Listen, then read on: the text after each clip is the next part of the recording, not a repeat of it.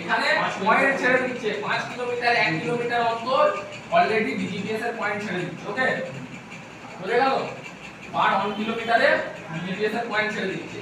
আর কি দুটো করে আর 50 মিটার কি 100 মিটারে পিলার ফিক্সিং হচ্ছে। বুঝে গেল? পিলার ফিক্স হচ্ছে, ঠিক আছে?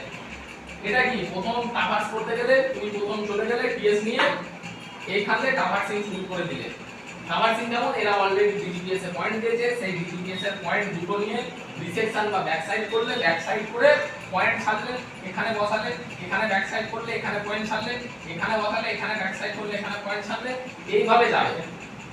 মানে সামনে এগোবো, এক্সিট করব, আবার ব্যাকে দেখবো, আবার সামনে দিয়ে ঘুরে পয়েন্ট এবার কি এখানে ধরো 1 কিলোমিটার, এখানে আরো দুটো পয়েন্ট আছে, ডিজিপিএস এর পয়েন্ট ছাড়া আছে। আমরা এইখানে ডিজিপিএস এর পয়েন্টকে অ্যাকচুয়াল পয়েন্ট হিসেবে ধরে নিই, মানে ওই পয়েন্টটাই ঠিক বলে ধরে নিই, বুঝলেন? হ্যাঁ, তো এইখানে গিয়ে দুটোকে টাচ করে দিতে হবে। এইখানে যে দুটো এরর আসবে না, এইটা তখন ওপেন টাওয়ার্স ক্যালকুলেশন, ঠিক আছে?